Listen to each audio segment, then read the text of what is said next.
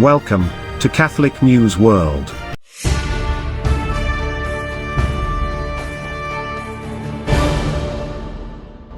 Welcome to Catholic News World. Please subscribe to our channel. My name is Steph.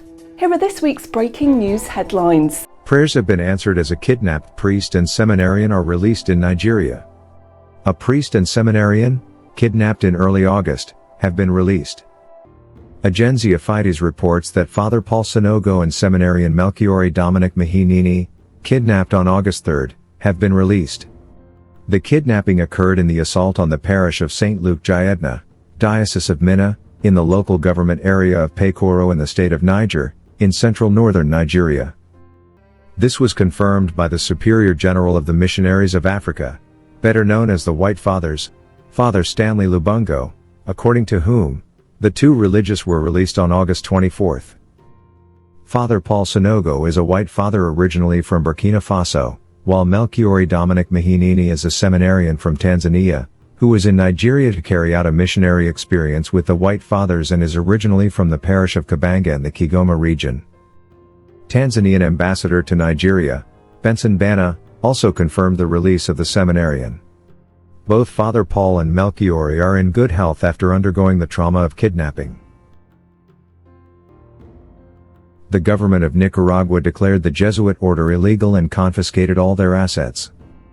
In Nicaragua, President Daniel Ortega's regime declared the Jesuit religious order illegal and ordered the confiscation of all its assets. After expelling a community of Jesuit priests from their private residence close to the Central American University, UCA, in Managua, and confiscating the university, on Wednesday, August 23, Nicaraguan authorities banned the entire Society of Jesus from the country. They ordered the confiscation of all its assets, claiming the religious order had failed to comply with tax reporting. The Central American province of the Company of Jesus released a statement that, the unjustified aggression against the Jesuits continues in the context of total helplessness and terrorism of the population of Nicaragua. They wrote, the decision was made without taking into account the administrative procedures established by law. As happened in most of the more than 3,000 similar cases of cancellation of legal personality carried out by the regime since 2018, this agreement was carried out without giving opportunity to legitimate defense by the Jesuits and without having an impartial judiciary to judge and stop these totally unjustified and arbitrary abuses of power. Already prior to the publication of ministerial agreement, the government had taken from the Society of Jesus of Nicaragua one of its properties, the residence where some of its members lived in Managua. On this occasion, in addition to the occupation of the building, his residents were evicted without giving them reasonable time to collect and take their personal belongings. The Central America province of the Company of Jesus wrote that they condemn this new aggression against Nicaragua Jesuits. It considers it framed in a national context of systematic repression categorized as crimes against humanity by the Expert Group on Human Rights on Nicaragua formed by the United Nations. After a group of Arlington nuns defy their bishop, they may incur excommunication as released in a statement from Bishop Michael Olson of Fort Worth.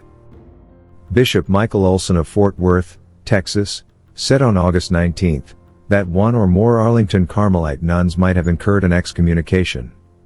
This was after the nuns, who have been involved in a legal battle with the bishop, released what he calls a scandalous and schismatic statement. The Mother Superior, Agnes Gerlach, admitted on tape to violating the Sixth Commandment with a priest. She is very ill and on medication, so the bishop removed her from her leadership position. The following is the statement to the faithful by Bishop Michael Olson regarding the Arlington Carmel. Since the late 1950s, the nuns of the Carmelite monastery have sustained so many of us in our times of doubt, sickness, and grief with their prayers and devotion to their Carmelite vocations to pray in communion with the Church. Their example of prayerful fidelity has for many years strengthened the mission of Christ's Holy Catholic Church in North Texas. I have personally relied on their prayers and have enjoyed a spiritual friendship with so many of the nuns. On August 18, 2023, Mother Teresa Agnes issued a public statement on the website of the Arlington Carmel by which she publicly rejected my authority as diocesan bishop and pontifical commissary. This has hurt me as a friend and as the bishop because of the deep wound this has cut in our unity as the Diocese of Fort Worth. Thus, it is with deep sorrow that I must inform the faithful of the Diocese of Fort Worth that Mother Teresa Agnes, thereby, may have incurred upon herself latae sententiae, i.e., by her own schismatic actions, excommunication. The other nuns, depending on their complicity in Mother Teresa Agnes' publicly scandalous and schismatic actions, could possibly have incurred the same latae sententiae excommunication. The Arlington Carmel remains closed to public access until such time as the Arlington Carmel publicly disavows itself of these scandalous and schismatic actions of Mother Teresa Agnes.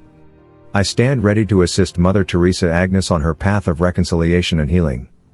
Please join me in praying for the nuns, and the restoration of order and stability to our beloved Arlington Carmel. May Saint Teresa of Jesus intercede on their and our behalf. This was what Michael F. Olson, Bishop of Fort Worth, wrote as the appointed pontifical commissary of the Arlington Carmel. The Arlington Discalced Carmelite nuns, from their monastery of the Most Holy Trinity, wrote, "In recent months our monastery in general and our Mother Prioress in particular have been subjected to unprecedented interference, intimidation, aggression, private and public humiliation and spiritual manipulation as the direct result of the attitudes and ambitions of the current Bishop of Fort Worth in respect of our Reverend Mother Prioress, ourselves and of our property. We have been caught off guard. Since our foundation our relations with our bishop have always been cordial and filial. Each bishop has always had our loving trust. We never imagined that our relations with the bishop could be any different.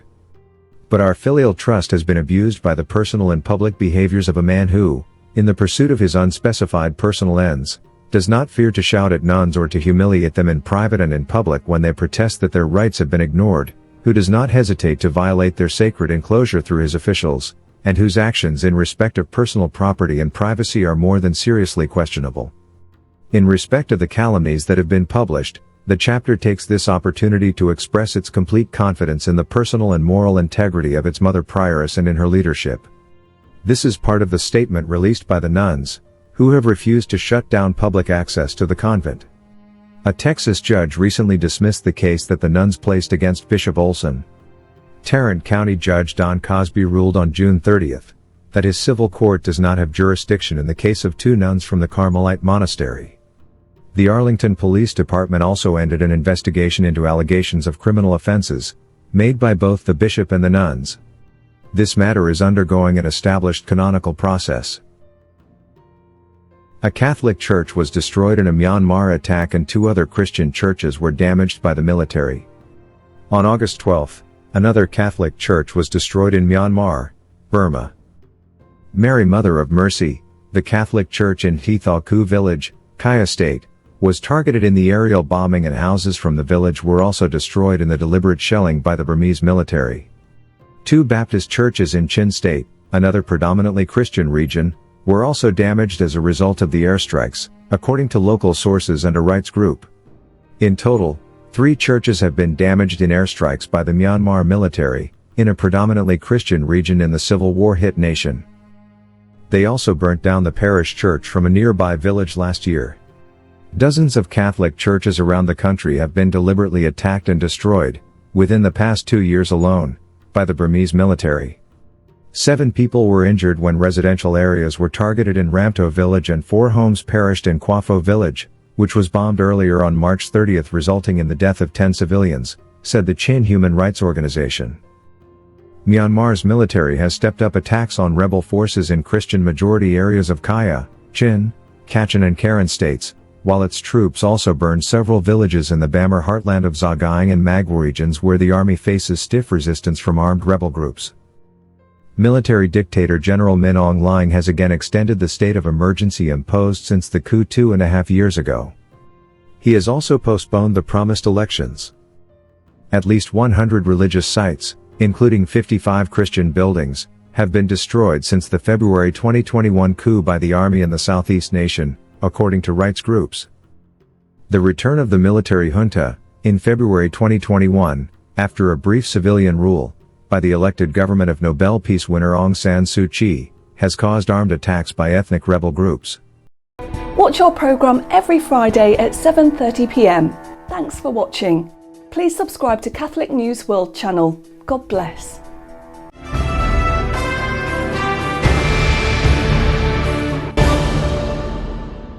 Please subscribe to Catholic News World's YouTube channel. Thanks and God bless.